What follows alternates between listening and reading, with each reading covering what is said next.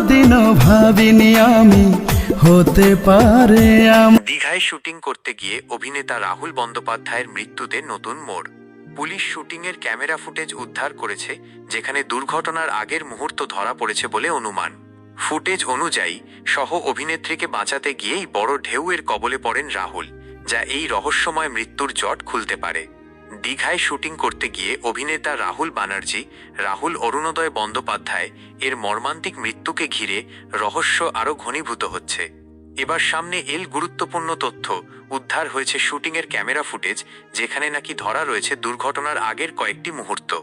Police সূত্রে সোমবার জানা গিয়েছে, ভোলে বাবা পার করেগা ধারাবাহিকের শুটিংয়ের যে ক্যামেরায় দৃশ্য ধারণ করা হচ্ছিল, সেটি তদন্তের স্বার্থে বাজেয়াপ্ত করা হয়েছে। তদন্তকারীদের মতে ওই ফুটেজ খতিয়ে দেখলে ঘটনার প্রকৃত ক্রম স্পষ্ট হওয়া সম্ভব। জানা গিয়েছে, রবিবার দীঘার সমুদ্র সৈকতে শুটিং চলাকালীন জলে নামেন রাহুল ও সহ অভিনেত্রী শ্বেতা মিশ্র। দৃশ্য অনুযায়ী তাদের হাত ধরে সমুদ্রের দিকে এগিয়ে যাওয়ার কথা ছিল, তবে তাদের বেশি গভীরে না যাওয়ার জন্য বারবার সতর্ক করা হয়েছিল।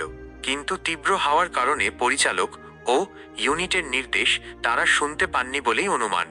উদ্ধার হওয়া ফুটেজ থেকে জানা যাচ্ছে, জলের দিকে অনেকটা এগিয়ে যাওয়ার পর প্রথমে ভারসাম্য হারিয়ে পড়ে যান শ্বেতা। তাকে বাঁচাতে এগিয়ে যান রাহুল। সেই সময় আচমকা বড় ঢেউ এসে আছড়ে পড়ে এবং তাতেই পড়ে যান রাহুল। ইউনিটের এক সদস্য দ্রুত শ্বেতাকে উদ্ধার করতে সক্ষম হলেও ততক্ষণে জলে তলিয়ে যান রাহুল। পরিস্থিতি বুঝে স্পিড বোট নিয়ে তল্লাশি শুরু হয়।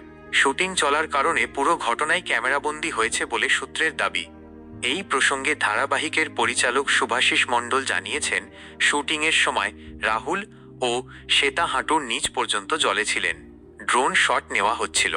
তিনি দাবি করেন, বারবার যেও না বলে সতর্ক করা হলেও তারা এগিয়ে যান এবং ঘটনাস্থলটি যথেষ্ট ঝুঁকিপূর্ণ ছিল। পরিচালকের আরও দাবি, ইউনিটের প্রায় 10-12 জন সাঁতার জানা সদস্য তাদের উদ্ধারে এগিয়ে যান। শ্বেতার পরনে শাড়ি থাকায় তিনি ভারসাম্য রাখতে পারেননি। যদিও দ্রুত তাকে উদ্ধার করা সম্ভব হয়, রাহুল ততক্ষণে অনেকটা জল খেয়ে ফেলেছিলেন। উদ্ধারের পর তাকে তীরে আনা হলে তার জ্ঞান ছিল বলেই দাবি, কিন্তু হাসপাতালে নিয়ে যাওয়ার পর চিকিৎসকেরা তাকে মৃত বলে ঘোষণা করেন।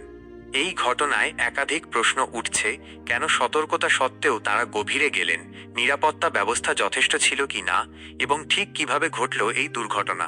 এখন সেই সব প্রশ্নের উত্তর মিলতে পারে উদ্ধার হওয়া ক্যামেরার ফুটেজ থেকেই।